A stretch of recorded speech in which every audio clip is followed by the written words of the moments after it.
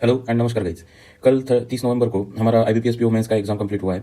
तो इस वीडियो में हम मेरा सेल्फ गिवन एनालिसिस देखेंगे और उसके साथ मैं अपने अटेम्प्ट्स भी आपको लास्ट में बताऊंगा और मेरा प्रेडिक्शन जो कि मेंस का कट ऑफ का रह सकता है वो भी मैं आपके साथ शेयर करूंगा।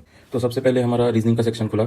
उसमें पहला ही क्वेश्चन जो 2 मार्कर के क्वेश्चन थे उसमें कोडेड डायरेक्शन का क्वेश्चन आया था जो कि बिल्कुल डुएबल था। वो मैंने अटेम्प्ट किया है। उस पर 4 क्वेश्चन आए थे।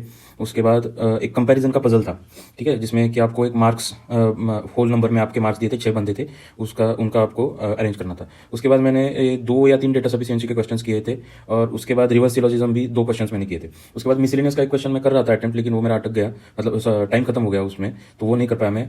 और एक पजल था जो कि मैंने ऑलमोस्ट 90% सॉल्व कर लिया था, जो था ना कि मतलब 2 बिल्डिंग्स है, उसमें दोनों में मिला के 20 से लेस फ्लोर्स है। तो उसमें ना मेरा एकदम लास्ट वाला जो कंडीशन था कि उसमें जो पर्सन सी था उसका जो फ्लोर नंबर जो था वो डिविजिबल बाय 5 था, वो मैं सेट नहीं कर पाया। तो वहाँ पे मेरा वो पजल अटक गया। नहीं तो वहाँ पे भी मेरा 4 से 5 मार्क्स वहाँ से आ जाते। लेकिन ठीक है, अगर आपने मेरा लास्ट ईयर का मेंस का स्कोर कार्ड देखा होगा तो आपको वहाँ पे पता चलेगा कि मेरा सिर्फ और सिर्फ रीजनिंग का सेक्शन ना निकलने की वजह से लास्ट ईयर का मेंस रह गया था। नहीं तो वैसे मेरा विदाउट डिस्क्रिप्टिव भी कट ऑफ के 10 मार्क 9 या 10 मार्क एक्स्ट्रा थे मुझे। तो इस बार मैंने थोड़ा रीजनिंग पे अच्छे से फोकस किया था। तो ये रहा मेरा रीजनिंग का अटेम्प्ट। उसके बाद हम बात करते हैं क्वांटिटेटिव एप्टीट्यूड की, ठीक है। तो क्वांटिटेटिव एप्टीट्यूड का भी पेपर इस बार मुझे तो अच्छा खासा डुएबल लगा, क्योंकि क्वाड्रेटिक इक्वेशन से बहुत सारे क्वेश्चन थे। आई थिंक 8 से 10 मार्क के क्वेश्चन, 6 से 7 मार्क के क्वेश्चन तो क्वाड्रेटिक इक्वेशन से थे। उसके बाद नंबर सीरीज के भी अच्छे खासे क्वेश्चन थे जो कि डुएबल थे, वो भी मैंने किए थे। उसके बाद हमारा प्रॉफिट लॉस डिस्काउंट का एक 1 मार्कर का एकदम बिल्कुल ईजी दिया था, बस आपको कैलकुलेशन का, ईजी एकदम नहीं बोल सकते लेकिन कैलकुलेशन आपको उसमें करना पड़ जाता वो, लेकिन वो बिल्कुल डुएबल था। 5 मार्क आपको वहाँ से आसानी से मिल सकते थे। तो वो एक DI मैंने किया है। उसके बाद मैंने एक क्वेश्चन मुझे याद है क्वांटिटी कंपैरिजन का, जो मेंसुरेशन का था, जहाँ पे क्या कहते हैं वो अपना स्पीयर का और सिलेंडर का रेडियस का रेशो दिया था ना, वो क्वेश्चन मैंने किया है। वो अब मुझे पता नहीं करेक्ट आएगा कि नहीं, पर ठीक है, वो कर दिया था अटेम्प्ट मैंने। उसके बाद मैंने 1-2 अरिथमेटिक का ट्राई किया था। एक जो था ना वो R% वाला डिस्काउंट का, वो किया तो था लेकिन फाइनल आंसर मेरा नहीं निकल पाया। तो ये रहा मेरा क्वांट का अटेम्प्ट। इसके बाद हम बात करते हैं इंग्लिश की। इंग्लिश सेक्शन मेरा थोड़ा अच्छा है। आप मेरा लास्ट ईयर का स्कोर कार्ड भी देख लीजिए, उसमें भी मैंने 31 मार्क्स का अटेम्प्ट किया था, मेरा स्कोर 26 के आसपास आया था। तो इस बार भी मुझे इंग्लिश, एक्चुअली इस बार बच्चे बोल रहे हैं कि इंग्लिश थोड़ा डिफिकल्ट साइड था, पर मुझे तो लास्ट ईयर के कंपेरिजन में इंग्लिश इस बार थोड़ा आसान लगा, क्योंकि लास्ट ईयर का जो कंप्रेंशन था, कंप्रेंशन के जो 2 पैसेज आते उसमें से एक पैसेज तो बहुत डिफिकल्ट लैंग्वेज थी उसकी, और 2 मार्कर क्वेश्चन तो मेरे से एक भी बना नहीं था लास्ट ईयर में। इस बार लेकिन मेरे दोनों पैसेज मुझे एकदम आसान लगे। उसमें से 1-2 क्वेश्चन ही ऐसे थोड़े डिफिकल्ट साइड लगे मुझे, जो कि समझने में मुश्किल हो सकता था। उसके बाद जो 2 मार्कर के क्वेश्चन थे वो कुछ नहीं था, बस तो उन्होंने बहुत ज़्यादा इंस्ट्रक्शन देके वो कॉम्प्लिकेट कर दिया था, लेकिन वो बेसिकली मैच द कॉलम का क्वेश्चन था। और यहाँ पे तो आपको मैच द कॉलम में जो फिल इन द ब्लैंक्स दिया था, वो उसके तो ऑप्शंस भी आपको यहाँ पे दिए गए थे। नहीं तो नॉर्मली हमें अपने मन से fill in the blanks select करना पड़ता है। यहाँ पे तो उन्होंने ऑप्शंस दिए थे, उसमें से आपको चूज करके मैच द कॉलम के क्वेश्चन सॉल्व करने थे। ये भी अच्छे खासे क्वेश्चन थे, 2 मार्क के 3 क्वेश्चन थे शायद। उसके बाद एक उसमें कॉन्वर्सेशन दिया था और उस कॉन्वर्सेशन में एक फिल इन द ब्लैंक था और उसका टोन पूछा था।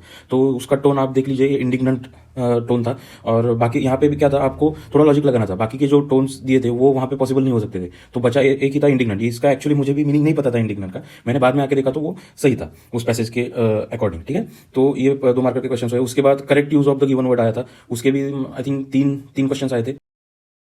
अब बात करते हैं डिस्क्रिप्टिव की। कल का मेरे हिसाब से सबसे अनएक्सपेक्टेड और थोड़ा सा डिफिकल्ट भी लगने वाला अगर कोई सेक्शन है तो वो मुझे डिस्क्रिप्टिव का लगा, क्योंकि देखिए इस बार ना हॉट टॉपिक्स में ना एक तो वुमन एम्पावरमेंट, क्योंकि वो बंगाल के जो इश्यूज हुए थे वो, और दिल्ली का पोल्यूशन। तो पोल्यूशन और वुमन रिलेटेड एक आध टॉपिक तो आना चाहिए था, ऐसा हम एक्सपेक्ट करके चले थे, लेकिन उन्होंने बिल्कुल ही वेग टॉपिक्स दिए थे इस बार। तो इस बार ऑलमोस्ट हर एक का जो क्या बोलते हैं अपन प्रेडिक्शन जो रहता है डिस्क्रिप्टिव में, वो सबका फेल गया, ठीक है। एकदम वेग टॉपिक्स आए थे, मतलब इतना कुछ ज्यादा टाइप क्या करे वो भी डिफिकल्ट हो रहा था। तो यहाँ पे हम बात करेंगे तो ऐसे में मुझे 2 सब्जेक्ट्स याद है। एक तो आया था कि डेवलपिंग नेशंस के फार्मर्स के सामने क्या चैलेंजेस है, और दूसरा आया था स्मार्ट सिटीज। स्मार्ट सिटीज किस तरह से यूजफुल हो सकती है, कैसे टेक्नोलॉजी उसमें यूज हो सकती है। तो इसमें मेरा क्या हुआ था, पहले तो मैंने लेटर अटेम्प्ट किया था, ठीक है। तो लेटर के बारे में पहले हम देख लेते हैं। लेटर में आपको 3 लेटर थे। एक तो था आपको पुलिस को लिखना था, कुछ लोग मतलब मिसबिहेव कर रहे थे, कुछ मिसक्रेंट्स आपकी सोसाइटी में, उसके रिलेटेड। दूसरा था मास टिकट बुकिंग करवाना था, तो उसके ऑर्गेनाइजर को लेटर लिखना था। और तीसरा था कोई एक ऑनलाइन सिलेक्शन प्लेटफॉर्म ऐसा कुछ तो दिया था, उसमें उनको एनिमेटेड कंटेंट यूज करने के लिए हमें सजेशन देना था। तो इस तरह से लेटर के ऑप्शन थे। तो इसमें से मैंने पुलिस को जो लेटर लिखना था वो लिखा है, पर पुलिस का लेटर लिखने में मेरे करीब करीब 14 मिनट करीब उसमें चले गए,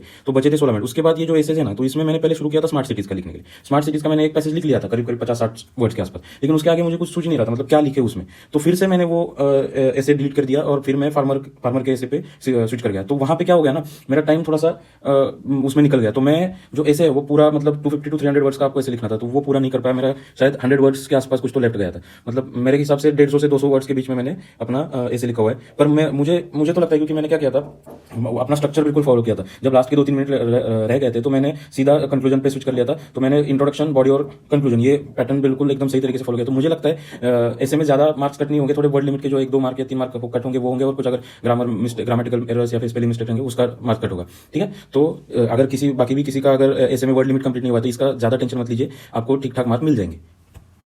अब इसके बाद हम बात करेंगे जनरल अवेयरनेस की। ठीक है, अगर आप लोगों ने मेरा जनरल अवेयरनेस का वीडियो देखा होगा तो उसमें मैंने आपको क्या बताया था कि आपको सितंबर, अक्टूबर और नवंबर इन मंथ्स पे ज़्यादा से ज़्यादा फोकस करना है, ज़्यादा कवर करने में आप वो फोमो के चक्कर में मत पड़िए। तो वही हुआ है, आपको सितंबर, अक्टूबर और नवंबर के भर भर के क्वेश्चन थे। आई थिंक जितना मुझे याद है, क्योंकि मैंने भी बस यही मंथ मैंने एक्चुअली किया था, जो जुलाई से लेकर किया था, लेकिन वो मेरा रिवीजन उसका नहीं था। मैंने रिवीजन ये 3 मंथ का, ये सॉरी सितंबर अक्टूबर का ही ज़्यादा दिया था, क्योंकि मुझे पता है लास्ट ईयर का मेरा एक्सपीरियंस था। तो इसमें से मैंने जो देखे उसमें करीब करीब 20 क्वेश्चन तो सितंबर और अक्टूबर से ही थे। ठीक है, और बाकी भी अगर होंगे ज़्यादा तो पता नहीं, पर जितने मुझे पता है उतने में से तो करीब करीब 20 के आसपास क्वेश्चन 2 मंथ से आए थे। अब इस बार मेरा क्या होता, लास्ट ईयर का जो मेरा रीजनिंग में जो ब्लंडर हुआ था, तो उसकी वजह से मैंने थोड़ा जनरल अवेयरनेस पे फोकस इस बार कम रखा था। तो उसकी वजह से होगा, या फिर थोड़ा सा रिवीजन मेरा कम पड़ गया। तो जनरल अवेयरनेस का इस बार मेरा अटेम्प्ट थोड़ा कम है। अटेम्प्ट कम नहीं बोल सकते, लेकिन जो श्योर रहते हैं ना हम कि भाई ये क्वेश्चन तो 100% मुझे पता है करेक्ट है, तो वैसे मेरे 10 से 12 क्वेश्चन करेक्ट है, और मैंने बाकी के जो है वो तुक्के लगाए। ठीक है, वो मैं अपने अटेम्प्ट में आपको बताऊंगा। और डिटेल क्वेश्चन बहुत सारे आए थे। आपको यहाँ से आगे आपको डिटेल्स में स्कीम्स हो गए, या फिर कोई भी अगर नया इनिशिएटिव किसी इंस्टीट्यूट ने लिया तो उसका डिटेल में आपको पढ़ना पड़ेगा। ये तो अभी यहाँ से आगे आपको जनरल अवेयरनेस में बिल्कुल ध्यान रखना है। ठीक है, अब हम मेरे अटेम्प्ट के बारे में बात करते हैं। तो यहाँ पे आप देख सकते हो मैंने रीजनिंग में 5 क्वेश्चंस किए हैं 2 मार्क के, और 8 क्वेश्चंस किए 1 मार्क के। तो यहाँ पे मेरा टोटल अटेम्प्ट है 18 मार्क्स का। कॉन्ट में मैंने 7 क्वेश्चंस किए 2 मार्क्स के, और 8 क्वेश्चंस किए 1 मार्क के। तो यहाँ पे मेरा अटेम्प्ट रहा है 22 मार्क्स का। फिर आते हैं इंग्लिश पे मेरा एक्चुअली एक्यूरेसी ठीक ठाक रहता है, और लास्ट ईयर भी आप देख सकते हो मैंने 31 मार्क्स का अटेम्प्ट किया था, मेरा 26 स्कोर था। तो इस बार मुझे थोड़ा इंग्लिश डुएबल ज़्यादा लगा, लास्ट ईयर से ज़्यादा अटेम्प्ट है मेरा। तो यहाँ पे मैंने 4 क्वेश्चन किए 2 मार्क के, और 26 क्वेश्चन किए 1 मार्क के। ठीक है, 26 में से तो आई थिंक 18 क्वेश्चन तो आरसी के ही थे।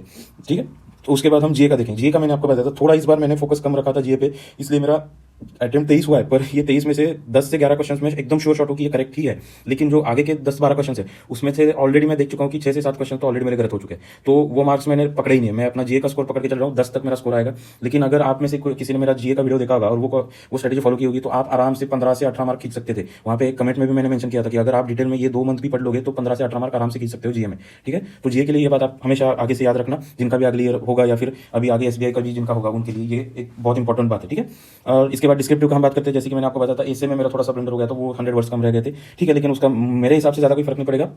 150 से 200 के आसपास भी ठीक ठाक मार्क मिल जाता है। 15 में से 7-8 मार्क्स तो मिलेंगे अगर आपका ग्रामर वगैरह सब ठीक ठाक है। तो मैं तो एक्सपेक्ट कर रहा हूँ कि 10 के आसपास मिलेंगे, लेकिन चलो ठीक है, 7-8 मार्क तो मिल जाएंगे, और 7-8 मार्क आपको लेटर से मिल जाएंगे। ठीक है, तो ये तो एक बात आप यहाँ पे याद रखिए, अगर यहाँ पे 98 मार्क्स का अटेम्प्ट है, लेकिन मेजर जो इंपॉर्टेंट बात है वो रहेगी आपकी एक्यूरेसी। तो मैं यहाँ पे मेरा अटेम्प्ट 85 मार्क्स का ही पकड़ के चल रहा हूँ, क्योंकि जो 10-12 मेरे तुक्के लगाए थे उसमें से तो 6-7 तो ऑलरेडी गलत हो चुके हैं। ठीक है, 70 तक कट ऑफ रह सकता है, 65 से 70 के बीच में।